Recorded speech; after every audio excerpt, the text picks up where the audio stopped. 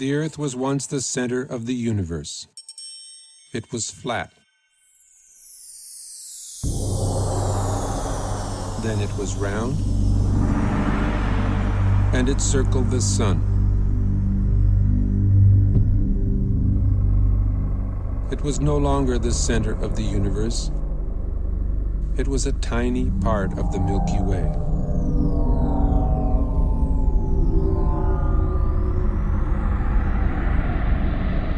The Milky Way was the only galaxy, except it wasn't.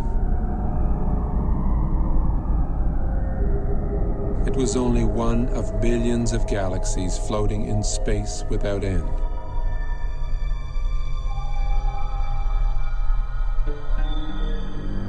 Every single time we think we've got it all figured out, we realize we've merely found another piece of the picture. It is a big picture, with many pieces.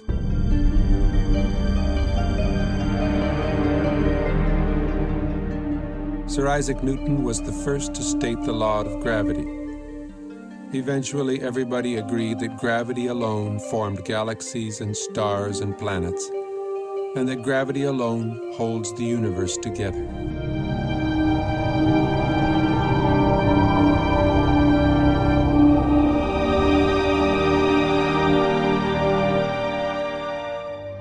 Then we discovered a force 1,000 billion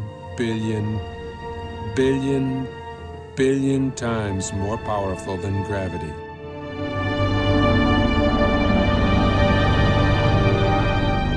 Until recently, we believed that the space between the stars and planets was empty, a vacuum. We now know it is teeming with charged particles.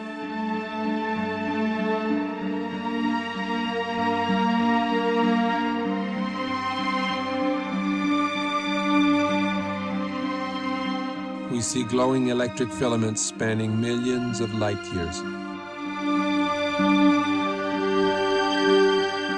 We see stellar and galactic formations shaped by magnetic fields.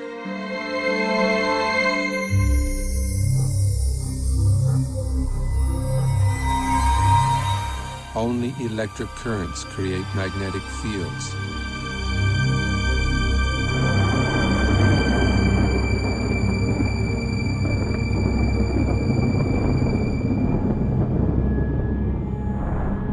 It is possible that the predominant force in the universe is not gravity, but something else.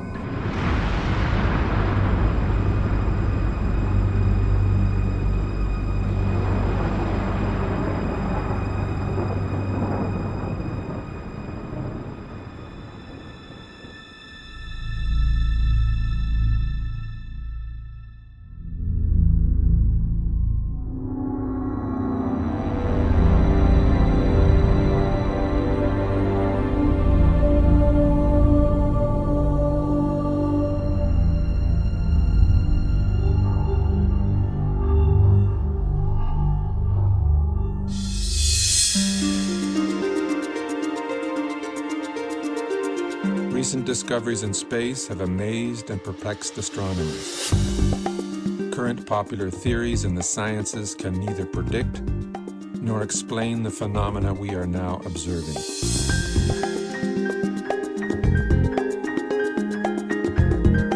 A new theory is being proposed. A theory which can both predict and explain the data coming back from deep space. Its implications are profound and affect all the scientific disciplines. It is in fact a synthesis of the disciplines. A synthesis which has already led to discoveries that link modern astronomy, leading-edge plasma physics, and ancient mythology.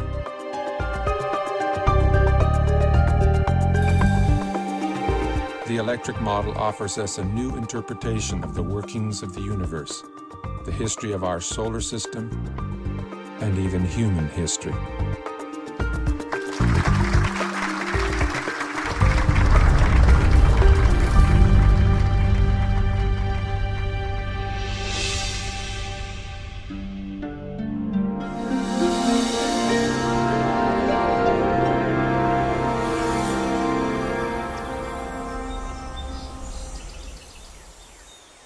The rise of science was a triumph over mythology, over magic and superstition.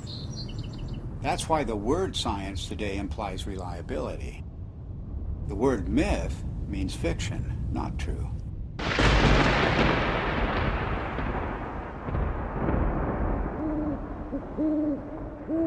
And it turns out that the key to understanding the myths is the same key that is now helping us to understand objects in deep space,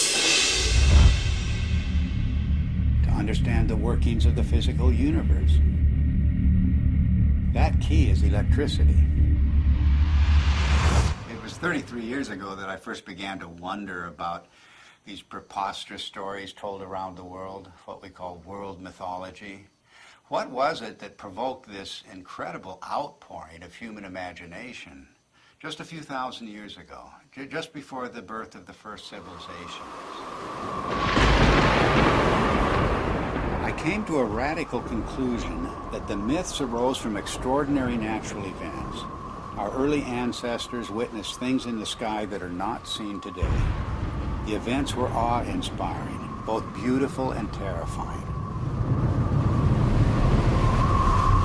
So it shouldn't surprise us that the myths are so incomprehensible.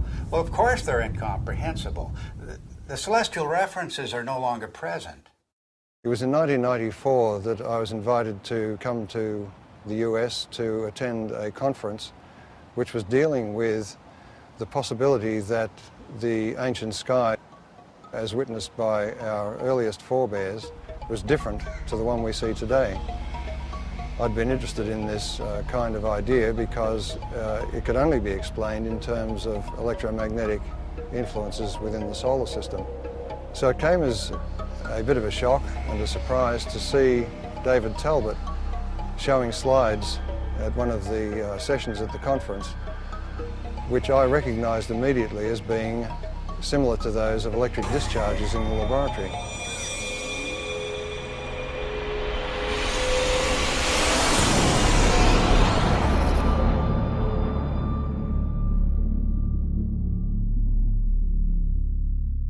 It was wonderful for me personally to come to my first Cronium meeting and hear Dave Talbot, and I still want to see some of those slides that he showed again and again and again that explained the white crown of Egypt and the rest of these things that he showed us, all from mythology, all from thousands of years ago.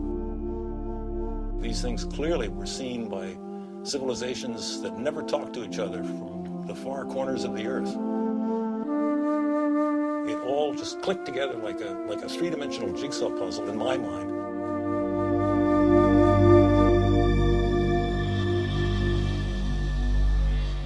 A breakthrough for me came when I realized that many different cultures spread around the world use different words, different symbols, different myths to describe precisely the same formations in the sky. The Ouroboros, or celestial serpent biting its tail, for example, occurs on every habitable continent, but it has no ties to the world we now observe. Like all of the archetypes, it is part of an alien sky. A cosmic column rising to the center of the sky, holding aloft the wheel of heaven. And much more than a wheel, because this was the revolving cosmic temple, the city of the gods, the kingdom of heaven, always resting on the cosmic column. Then there's the image of the four rivers or pathways radiating from the center of the sky out to the boundary, the rim of the wheel. The simplest forms lead you invariably to the full story of world mythology.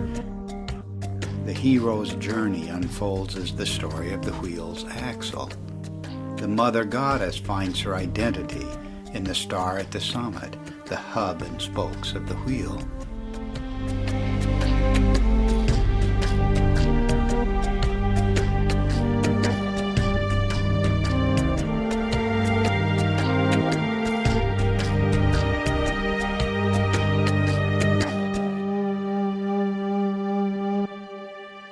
From childhood on, I've always had a deep interest in mythology, and I remember that as a child I was trying to draw up genealogies of the gods as provided in Greek mythology, and I soon found out that it didn't work, nor did anything else in mythology seem to work.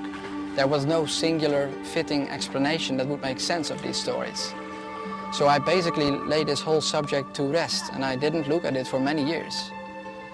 Until I came across the work by Dave Talbot and Everett Cochran mainly, whose articles were real eye-openers for me. And as soon as I began to read these articles, it became clear to me that we were really looking here at a very important key to the unlocking of myth. And the recent findings provided by plasma physics are capable of providing that key. Based on the results we have seen so far in Dr. Perret's investigations with petroglyphs, which he matched successfully to laboratory experiments involving plasma, it has now become crystal clear and I think undeniable that the morphology of plasma as it manifests itself both in the laboratory and in space can account successfully for the major themes in mythology. To find the true meaning of the myths, we follow a forensic approach. The purpose is to expose the points of agreement between the different cultures, because here at the level of the archetypes, everything is unified. There are no isolated themes of myth at the level of the substructure. This is like a holograph. Follow one archetype and its links to other archetypes, and you will find one story told around the world.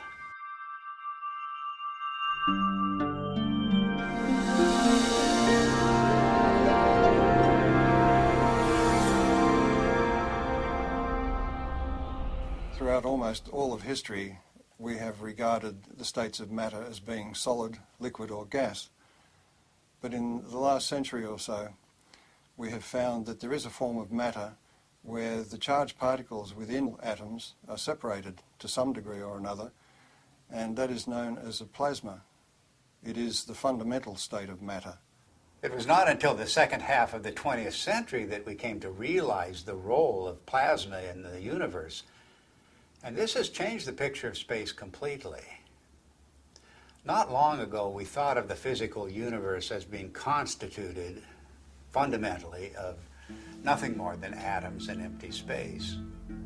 But a plasma includes at least a percentage of charged particles, protons and electrons, that are not bound to any atomic structure. And plasma is an excellent conductor. Electrons will move efficiently in the direction of charge equalization, and that's an electric current, of course. Now, the reason why we see magnetic fields everywhere we look in space is because electric currents produce magnetic fields, and only electric currents produce magnetic fields. But astronomers working only with gravitational equations did not anticipate the discovery of pervasive magnetic fields in deep space.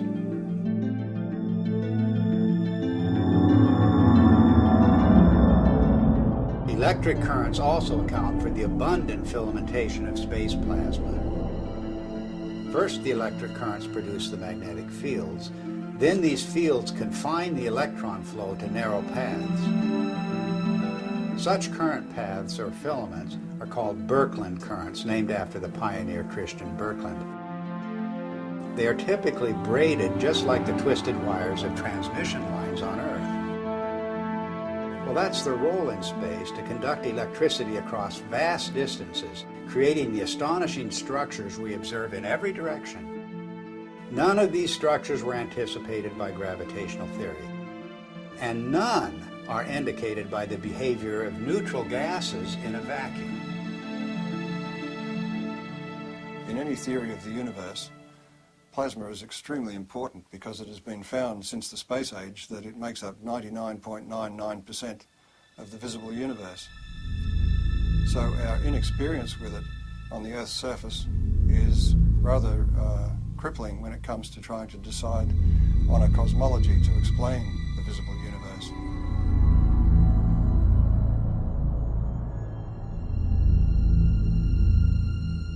Now, plasma behaves rather oddly compared to normal matter, the matter we find, the solids, liquids and gases on Earth. If you look at a novelty plasma ball, you will see that it forms these bright filaments that dart all around inside the globe. And if you look closely at them, you'll see that they're actually twin filaments twisted together. In other words, nature finds it efficient to be able to transfer energy over a distance by twisting two pairs of filaments together. And this is a characteristic of the way plasma carries electric currents in space. And one of the puzzles that has faced astronomers since the space age is the discovery of filamentary structures in galaxies, around stars, even the cometary tails of planets and comets themselves. These filamentary structures have come as a surprise.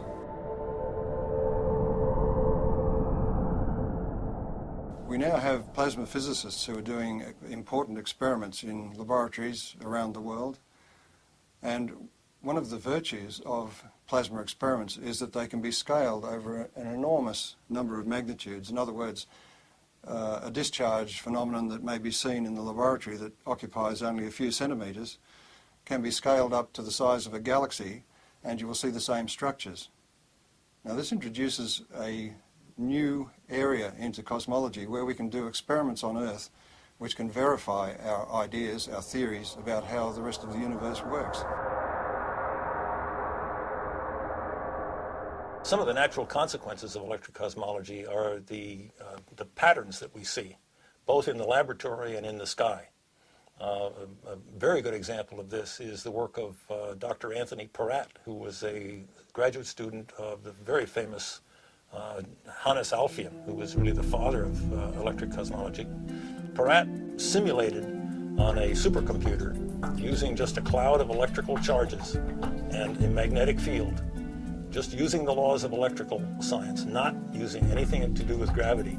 He simulated what looked like a spiral galaxy. And the interesting thing is that Peratt's spiral galaxy in the laboratory had exactly the same rotational properties as the real spiral galaxies that we see in the sky do.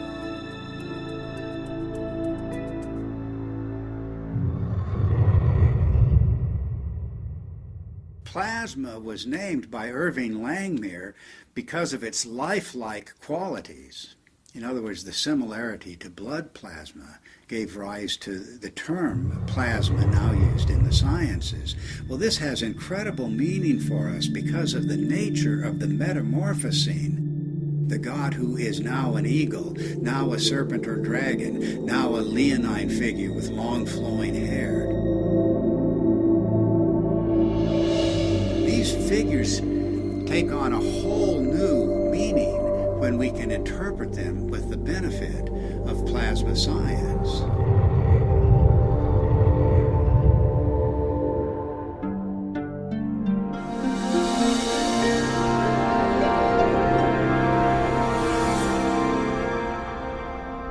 The new instrumentation that was developed in the space age expanded our ability to perceive things, perceive facts. We could now see things in the entire electromagnetic spectrum instead of just the narrow sliver of visible light. What you're seeing is the actual moment of deploy there when we take the switch to deploy, and it's so quiet. And we had sensors that were out in space. We were freed from the geocentric and anthropocentric order that had prevailed before.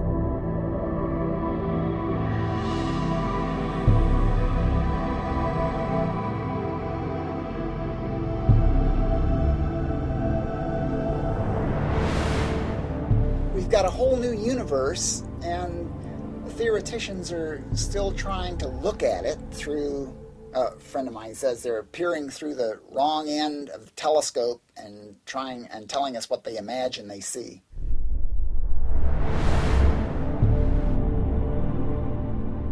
Modern cosmology gives us a rather disconnected view of the universe. In other words, we are separated star from star by vast distances. Light takes a long time to travel between stars and across galaxies, and therefore we look upon ourselves as isolated and disconnected. The electric universe takes a different view. It says that we are part of the sun's environment, electrical environment, and the sun is a part of the galactic environment. And the galaxy itself is strung, like all galaxies, on huge electric currents flowing through the universe.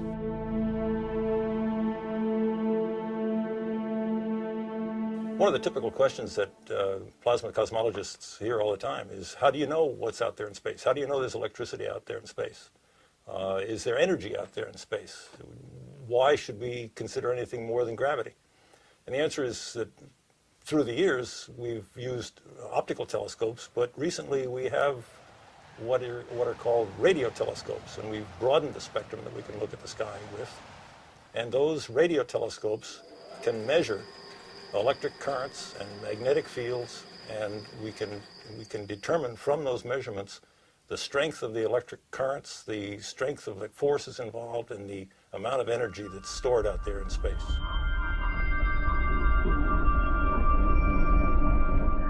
The two major pillars of modern cosmology are based on the theories of relativity and quantum theory, and yet, as Einstein himself noted, the two are incompatible.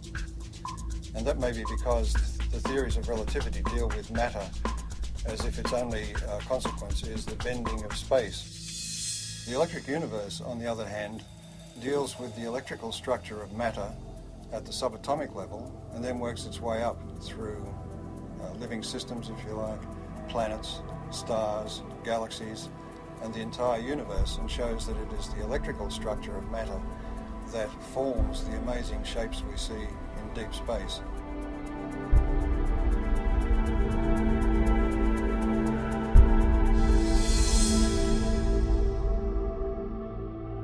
We can demonstrate the existence of these currents flowing between galaxies and between stars by the presence of the magnetic fields they generate. Magnetic fields are threaded through space at all dimensions, within the solar system, on the surface of the sun, between stars, and within galaxies, and even between galaxies. Now, a magnetic field can only be generated by electric currents. So, in other words, to continue that magnetic field for any length of time requires that there be electrical power input into those magnetic fields. And that raises the whole question of where does this power come from?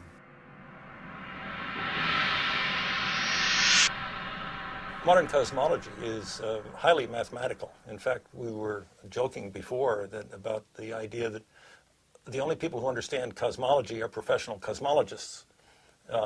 The basis of cosmology, really, if you hunt for it, lies in Einsteinian relativistic mechanics.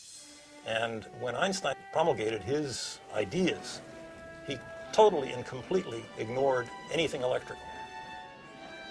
And so the modern cosmology, with all of its ideas of omega and expanding universe and inflation theory and the Big Bang and all the rest of it, are predicated on a foundation which ignores almost half of man's knowledge about the way the universe works, which is electricity. It may sound like I'm dismissing Einstein and his theories of relativity out of hand, but we have to give Einstein credit for his integrity in pointing out that his theory did not meet his requirements, and that is that his theory had to be tied back to some form of reality. And there is no explanation as to why matter should curve space to give the effect of gravity. He felt that quantum theory, being a probabilistic theory, divorced cause and effect. And this is one of the things you cannot do in physics, is divorce cause and effect. Otherwise, you might as well give up and get a real job. But this is a puzzle that dogged Einstein through his later years, to the point that his followers tended to go off and use his geometrical explanations to conjure up things like black holes and neutron stars and so on, and the expansion of the universe and the Big Bang, without referring back to Einstein, who, with great integrity, said he wasn't satisfied with his explanation.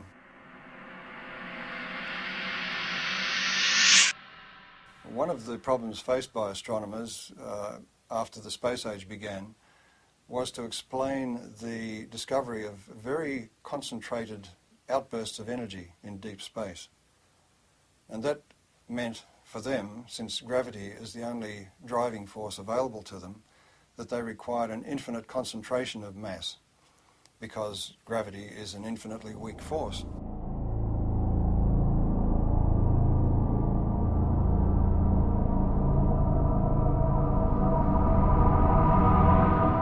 The black hole, as Wheeler originally visualized it, sucked everything, including light, in, and so therefore it was invisible.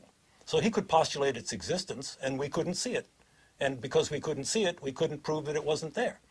Later on, in order to explain these fantastic emissions of energy from galaxies, it was proposed, and I believe it was Stephen Hawking who did it, that there were various types of black holes, some of which actually then spat matter back out again in jets. Because, why? Because we had observed jets. In the electrical model, it's quite simple. If you think about it, the power that's expressed in your own home, in the heaters and the electric motors and the lighting and so on, is actually generated at a vast distance away from your house. In deep space, the same thing is true. The energy which we see concentrated in these events which are attributed to black holes and so on can more easily be explained as the confluence of electric energy from different parts of the same galaxy or even from other parts of the universe. And it is this explosive release of energy which forms the vast jets that we see lit up and exploding from the centers of active galaxies. We also have observed double radio sources either side of galaxies. And that event was predicted by Hannes Alfvén, the founding father of modern electrical cosmology, and is still to this day unexplained by standard cosmology. One of the most interesting phenomena in the sky is the so-called pulsar. A pulsar is an object that is observed to put out pulses, both of light and radio activity, RF, in the RF spectrum. And those pulses are extremely rapid. They are something like milliseconds apart. So it's like a extremely fast strobe light. And thinking of a strobe light, astronomers immediately leapt to the lighthouse kind of analogy. Something that must be spinning around, a beam is going around, and it's going around so quickly that this thing goes flash, flash, flash. Well, once the repetition rate of the pulsars was observed to get up to in the millisecond range, that meant that this star that was putting out this beam of radiation would have had to be rotating at 300 times a second. And 300 times a second, we're talking about the speed of a dentist drill.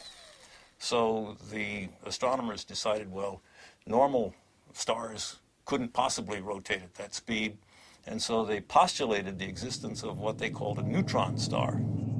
A neutron star is a star that is so dense that it holds together so well that it can indeed rotate at the speed of a dentist's drill. Well, the problem is that in nuclear chemistry, we know that you can't pack neutrons together that densely. They will all fly apart instantaneously. There's a principle called the island of stability in nuclear chemistry that absolutely prevents that. So here again we have the standard astronomers or astrophysicists going directly against another well-developed science. In the electrical model, however, there's a very simple explanation for pulsars. Everybody is familiar with the idea that the pulses can travel back and forth on electrical transmission lines. Such uncontrolled pulses, for example, were responsible for the famous Northeast blackouts. A similar effect can occur between two binary stars connected by a plasma. The two binary stars act like capacitors that store charge. And if you reduce that in size to something you can produce in the laboratory, you can produce it in the laboratory, and it's called a relaxation oscillator. And electrical engineers use it and have used it for decades. The idea of producing pulses every few milliseconds is a sophomore level experiment in an electrical engineering laboratory. It doesn't require neutronium, strange matter, or any other fictitious device. All it requires is two capacitors, a battery, and a nonlinear resistor. And we maintain that that's exactly what a binary pair of stars connected by a plasma field presents.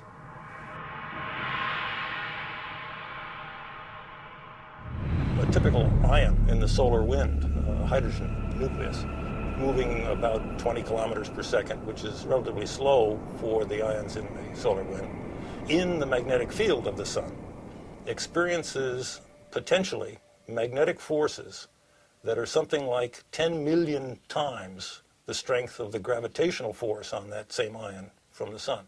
An interesting demonstration that illustrates very readily the relative strength of magnetic force and gravitational force is the simple idea of a ball bearing sitting on a wooden table. The entire mass of the Earth is pulling downward on that little ball bearing, and that's what prevents it from flying out into space. But a child can come along with a little horseshoe magnet and click, pick that ball bearing up instantly. The space age presents us with an interesting paradox. The technology of science is really quite extraordinary, and technology has taken us out into space, taken us to the moon, taken probes to distant planets, opened up whole new vistas in remote space with new telescopes and new ways of measuring what's happening in space. But the picture of theoretical science is much different. And many decades ago, assumptions began to crystallize in the theoretical sciences, beginning at the top, the queen of the sciences, as we say, which is cosmology. These theoretical assumptions have constrained all of the other theoretical sciences. Cosmology deals with the big picture questions, the first questions. How did the universe begin? What is it made of? How will it end? And so many popular theoretical constructs, from the Big Bang to string theory to dark matter and black holes, the formation of stars, formation of galaxies, all have arisen from assumptions first postulated by cosmologists. At the same time, these assumptions have defined boundaries for other theoretical sciences, working down from astronomy and astrophysics to the space sciences, solar theory, even Earth history, even human history, have all been confined by these boundaries established by the queen of the sciences, cosmology.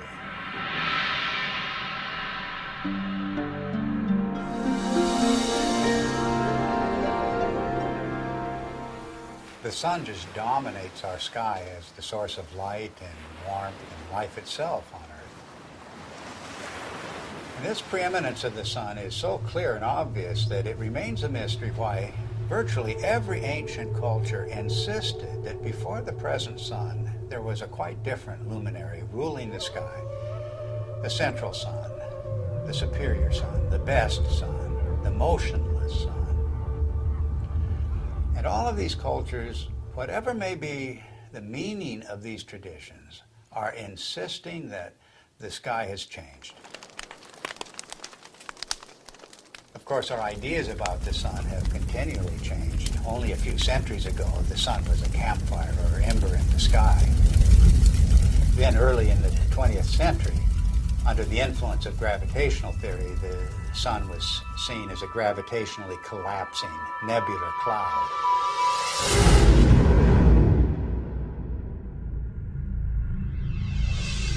In the atomic age, astronomers began to visualize the sun in terms of a nuclear furnace hidden at its core. But now we're in the age of plasma science, with discoveries of the electric currents in space. And it's inconceivable that these discoveries would not change the picture of the sun again.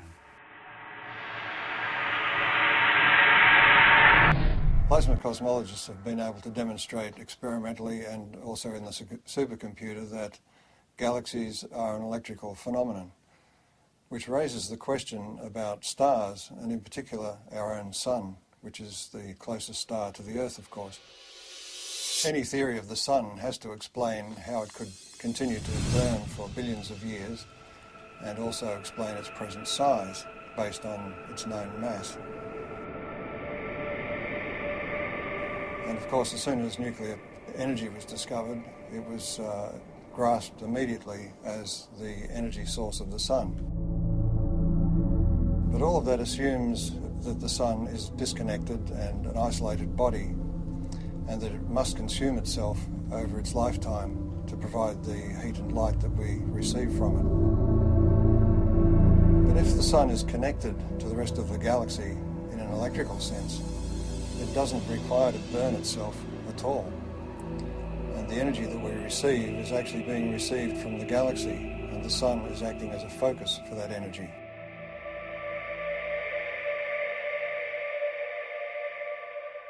The sun is actually a fairly typical star. And so if we want to understand stars and cosmology, we really have to understand the sun. And the standard model of the sun, so-called, that astronomers are so very proud of these days, really doesn't explain very much about the sun. Why is there a corona in the first place? Everybody knows about the corona, the beautiful corona that we see during solar eclipses. Why is it there? It's clearly an electrical phenomenon.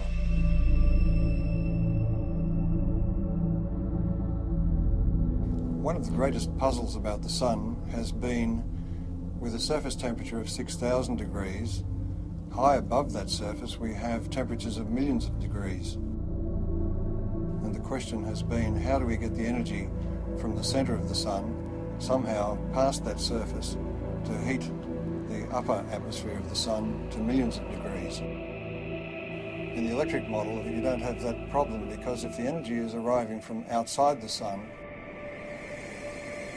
the first place you expect to see that energy expressed is above the sun in its tenuous atmosphere.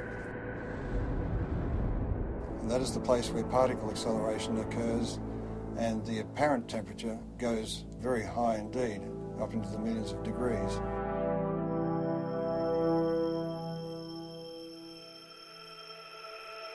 The fact that the particles in the solar wind accelerate, that is to say, increase their velocity with increasing distance away from the sun, the farther away they get, the faster they go.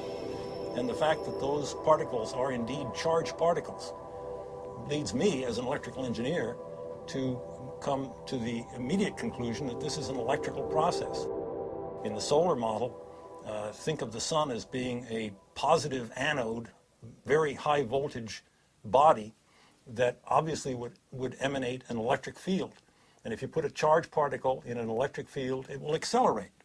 That's the way we accelerate particles here on Earth. It's the way every physicist and electrodynamicist has ever increased the velocity of a charged particle, is put it in an electric field. One of the features we observe on the sun, which have no business being there, according to the standard model, are sunspots. The most significant thing about a sunspot is the fact that the center of the sunspot is dark. And if the sun is trying to radiate energy from its core into space, we should expect that it is bright. And if you think about that umbra, that darkest place in the center of sunspots, that's the place where we can see deepest into the sun.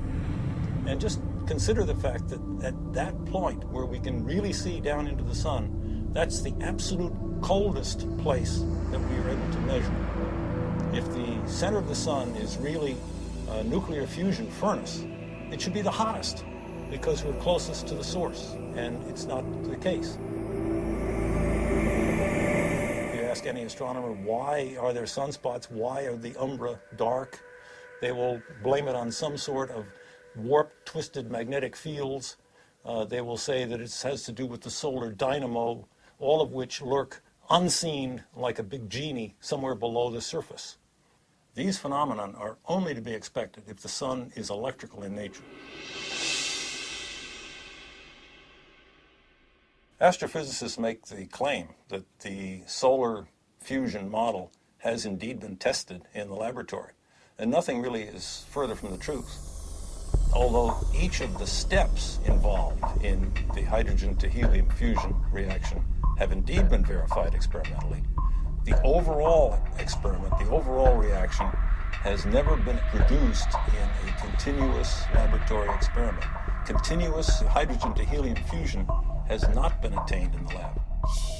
The strength, in fact, of the electric cosmology is that indeed all of the mechanisms that the electrical people talk about have indeed been verified over decades, in fact, at least a century, in the laboratory. The plasma scaling is well known, and plasma and electrical experiments have verified every step of the way.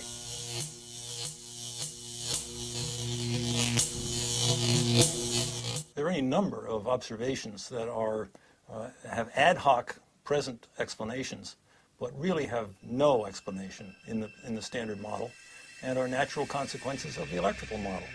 For example, heavy elements, the solar spectrum, the neutrino deficiency, the neutrino variability, solar atmosphere, differential rotation by latitude, differential rotation by depth, equatorial plasma torus, sunspots, sunspot migration, the sunspot penumbra, and the sunspot cycle itself. Magnetic field strength, the even magnetic field, helioseismology, the solar density, and the changing size. All of the observations that in that list are natural consequences of the electrical sun model. Standard astronomers tend to pass them off as being inconsequential difficulties that will eventually someday be solved. I maintain, and so do our colleagues here, that these are not inconsequential, but are rather death blows to the solar fusion model, because they are important. They're not secondary. They're primary falsifying observations for that failed nuclear fusion model. What I find so fascinating about the electric model of the sun is not just that it's a challenge to long-standing theory, but that it opens the door to the ancient world, to an electric sky. The electromagnetic phenomena that we now observe on the surface of the sun and in the vicinity of the sun are direct pointers backwards to the plasma formations that were seen above the ancient sky worshippers.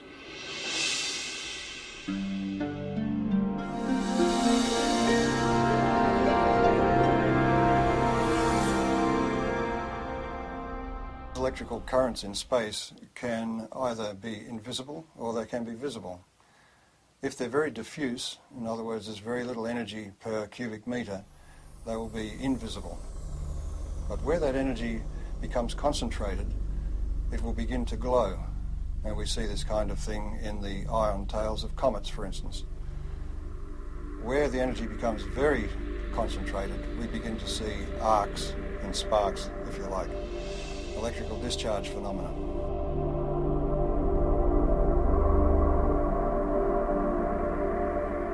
The standard theory of comets comes from the view that the solar system was formed from a rotating cloud of gas and dust, and that the planets, in some fashion as yet unexplained completely, formed from most of that gas and dust, but there were leftovers. And the leftovers are beyond sight, outside the solar system, in a hypothetical Oort cloud, as it's called. We have no observational evidence for such a cloud. The electric universe model of comets is that they are actually parts of well-differentiated planetary bodies that have in the past suffered from electrical plasma discharge machining, and that some of the surface material has been lofted into space, so it is expected to be rocky. The second thing is that because comets trace an elongated orbit, both away from the sun and towards the sun, in that trajectory, its charge changes, its voltage changes. Since it spends most of its time in the outer solar system, the voltage that it has reflects the voltage in the outer solar system.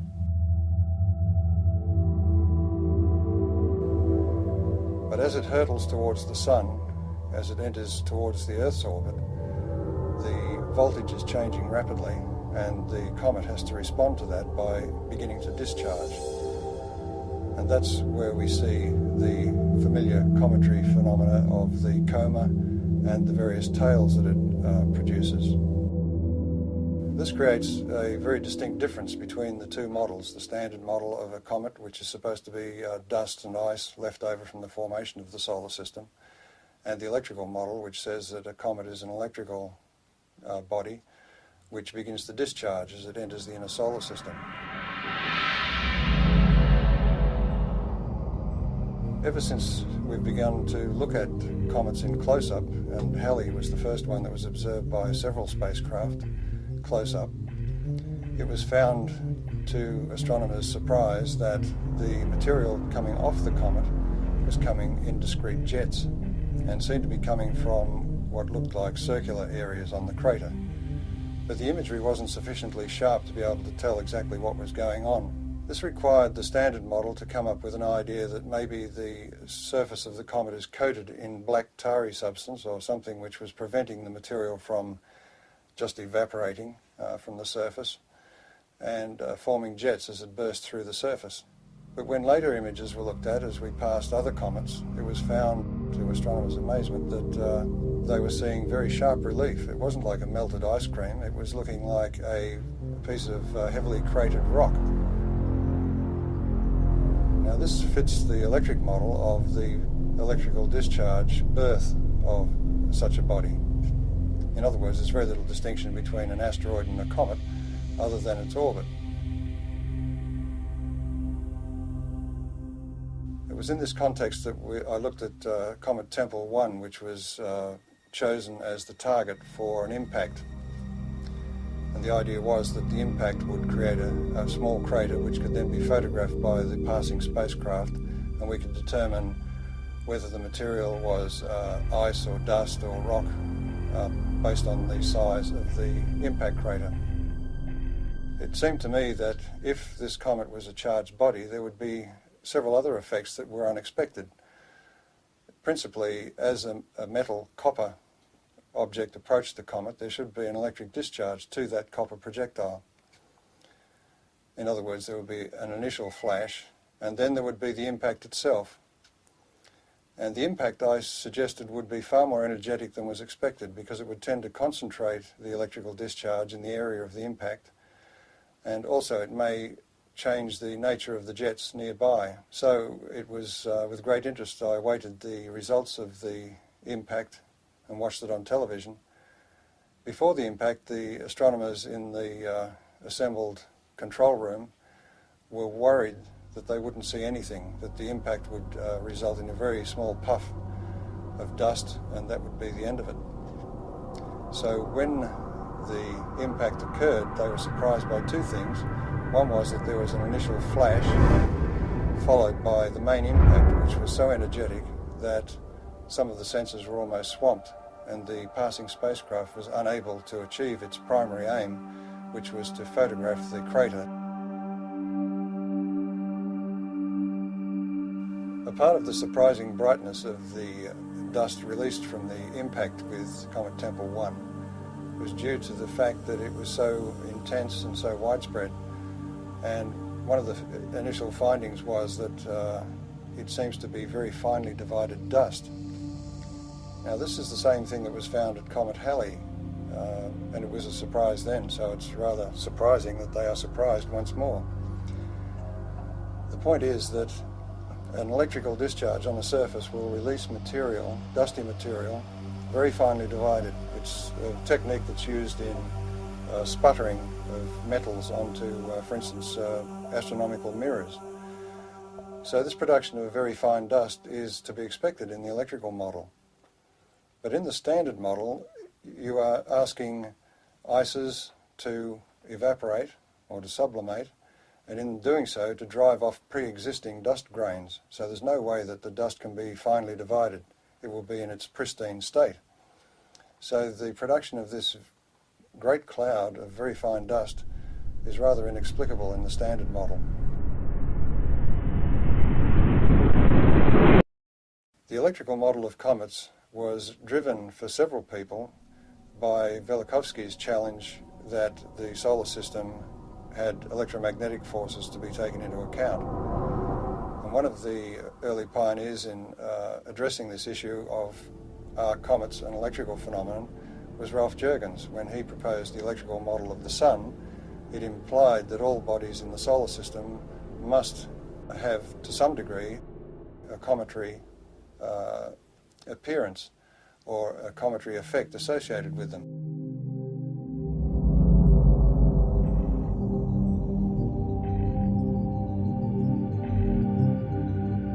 Ralph Jurgens, in his model of the sun, showed that bodies moving radially towards or away from the sun would experience electrical forces which could induce a cometary display, that is, a visible display.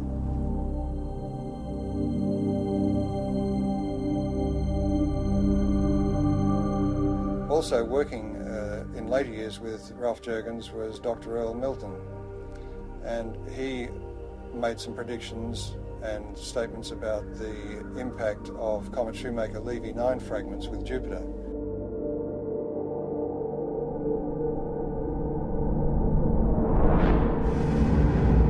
And his view of the electrical nature of those impacts was also vindicated.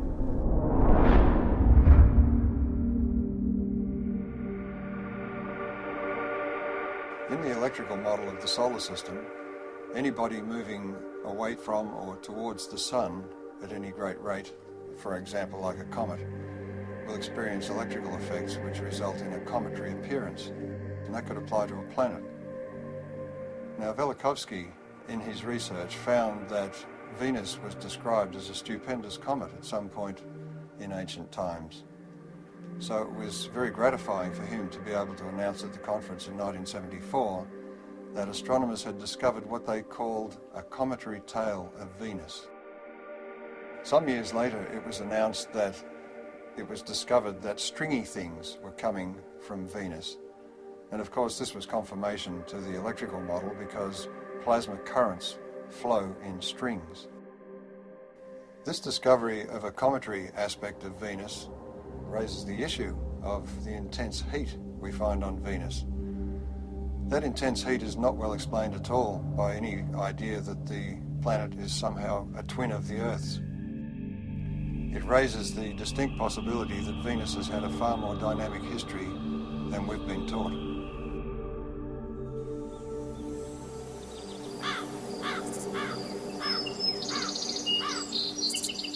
Our ancient ancestors were obsessed with the comet. Let the slightest wisp of a comet appear in the sky and all of humanity was thrown into terror. But why was this?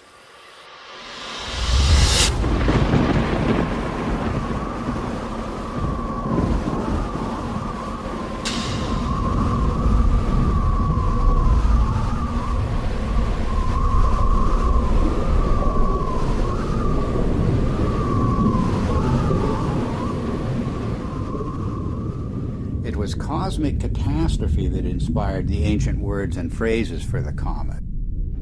The comet was the torch of the sky, the sword hanging over the world, the spiraling serpent or dragon, the spiraling sidelock or ribbon.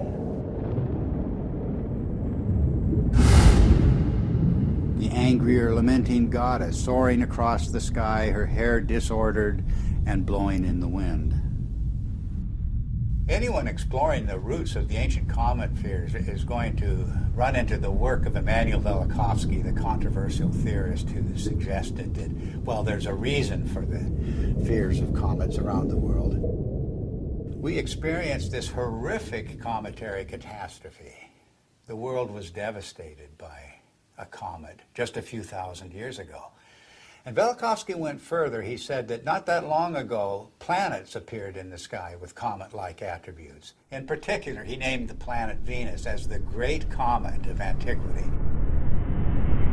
Both Walt Thornhill and I disagreed with many components of Velikovsky's reconstruction, but we also felt that Velikovsky had nailed certain principles that can help us to understand the early cultures. In particular, Velikovsky was correct in naming the planet Venus as the Great Comet. And the cometary language of Venus goes far beyond anything that Velikovsky himself published. In every corner of the world, the language of the comet and the language of Venus are identical. Venus as serpent or dragon. Venus as torch of the sky. Venus as long-haired star. Venus as bearded star.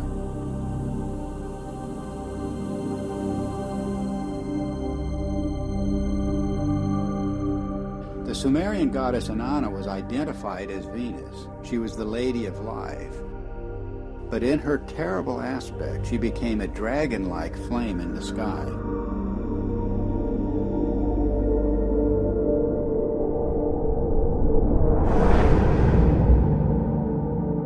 The texts say, like a dragon, you have deposited venom on the land, raining the fanned fire down upon the nation. Inanna became a roaring storm. She devastated the land. Mankind comes before you in fear and trembling at your tempestuous radiance, the texts say. Inanna's Babylonian counterpart Ishtar was also identified as Venus. She was the shining torch of heaven and earth. Furious and irresistible onslaught. I rain down like flames, the goddess announces. The Egyptian goddess Sekhmet has the same attributes. She takes the form of the fiery Uraeus serpent. She becomes a flame of fire in her tempest, a star scattering its flame in fire. Sekhmet herself says, "The fear of me is in their hearts, and the awe of me is in their hearts. No one at all can approach her," the coffin texts say. The streams behind her are flames of fire.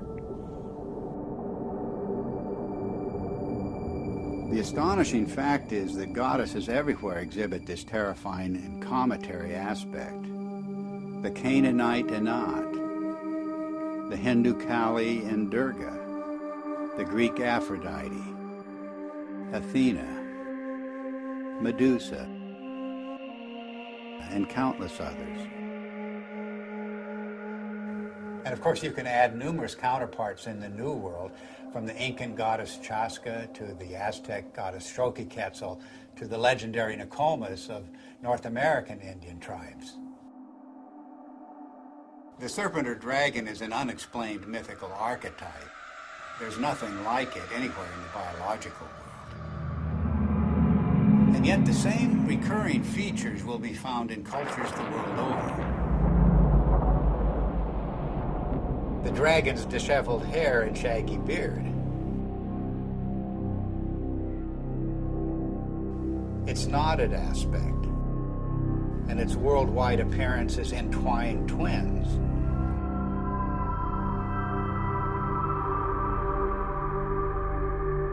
Its fiery or lightning-like emanations, and its effusive feathers. In all of the ancient serpent or dragon images, it's the luminous, filamentary, braided, spiraling, metamorphosing, and destructive aspects that stand out, the very traits of high-energy plasma discharge.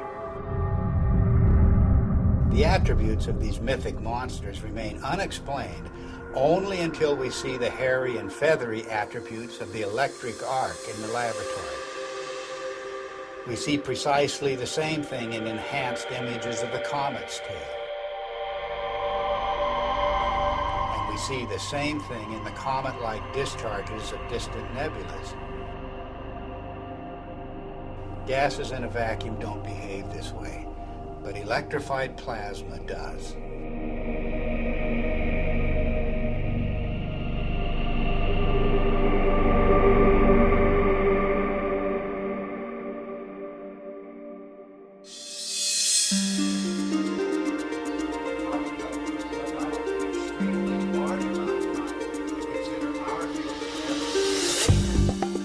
The recent discoveries about the comet have astonished astronomers. Extreme ultraviolet light, X-rays, supersonic jets, sharply etched surface relief, and cometary nuclei fragmenting explosively. No one expected such high-energy events.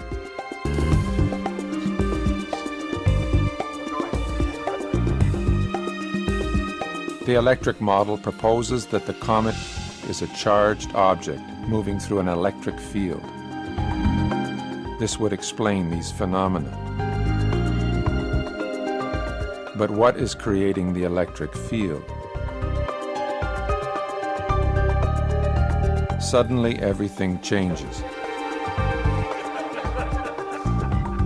And we are talking about an electric sun, electric stars, an electric cosmology, and a whole new way of looking at how the universe works.